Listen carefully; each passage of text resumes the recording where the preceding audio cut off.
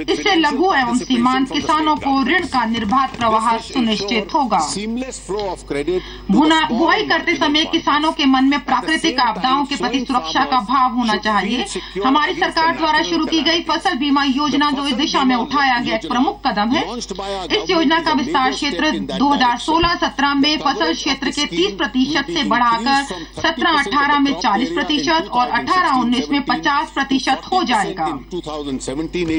Budget अनुमान 16-17 में इस योजना के लिए 5,500 करोड़ का बजट प्रावधान किया गया है, जिसे बकाया दावे का निपटान करने के लिए 16-17 के संशोधित अनुमान से बढ़ाकर 13,240 करोड़ कर दिया गया था। वर्ष 17-18 के लिए मैंने इस मद के लिए 9,000 करोड़ की राशि का प्रावधान किया है। इस योजना के अंतर्गत बीमाकृत राशि 2015 के खरीफ मौसम में 59,000 करोड़ रुपए थी, जो दोगुने से अधिक होकर 16 के खरीफ मौसम में 1,41,625 करोड़ हो गई है।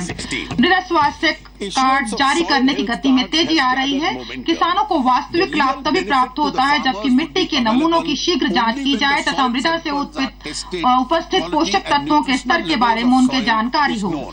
इसलिए सरकार कृषि विज्ञान केंद्रों में नई लघु प्रयोगशालाओं को स्थापित करेगी तथा देश के सभी 648 कृषि विज्ञान केंद्रों का 100% कवरेज सुनिश्चित करेंगी। योग्य स्थानीय उद्यमियों द्वारा 1,000 लघु प्रयोगशालाएं स्थापित की जाएंगी।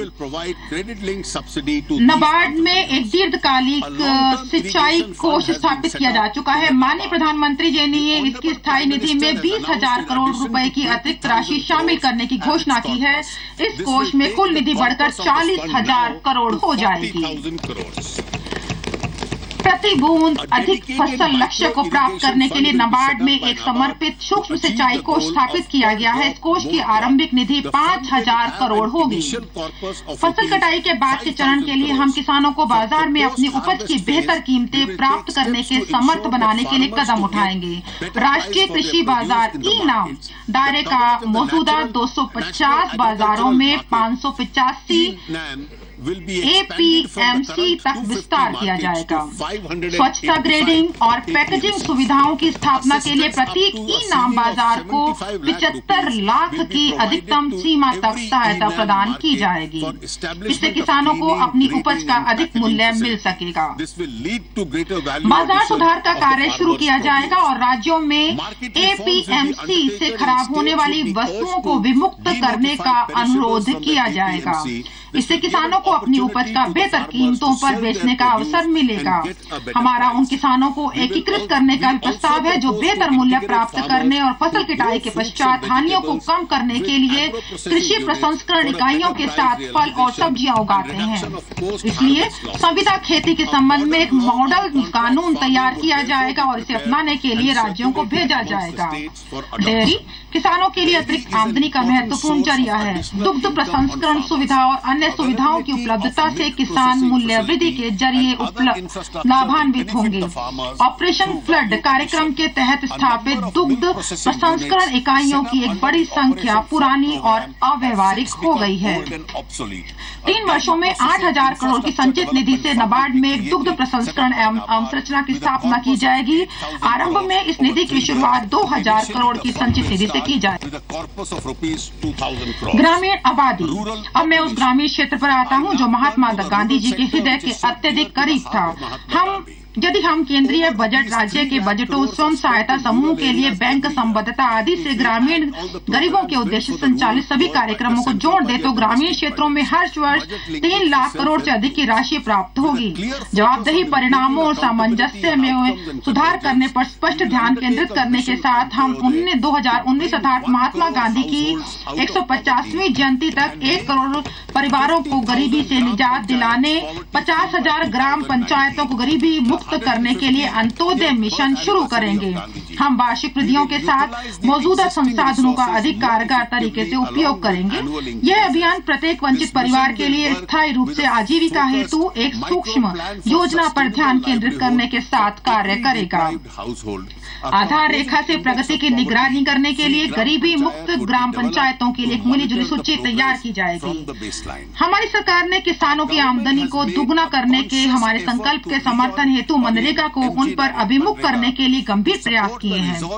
प्रत्येक ग्रामीण परिवारों को कम से कम 100 दिन का रोजगार प्रदान करते हुए मनरेगा को खेती की उत्पादकता और आमदनी में सुधार लाने हेतु उत्पादक परिसंपत्तियों का सृजन करना चाहिए।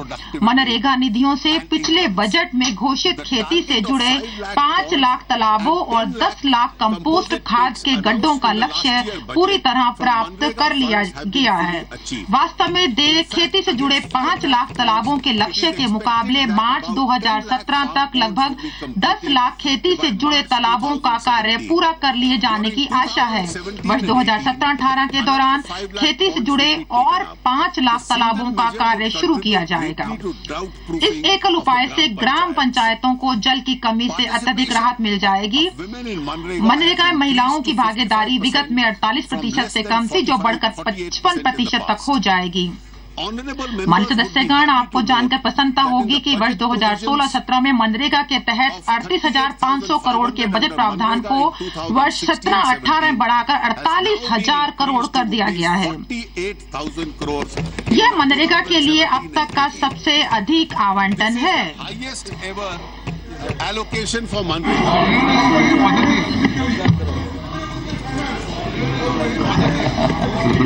पहले 40,000 अलॉट होता था और 29,000 खर्च होता था।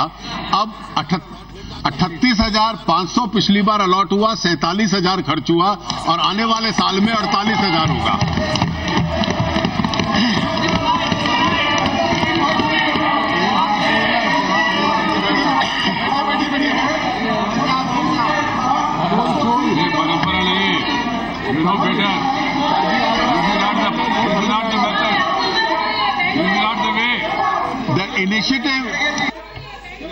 माननीय अध्यक्ष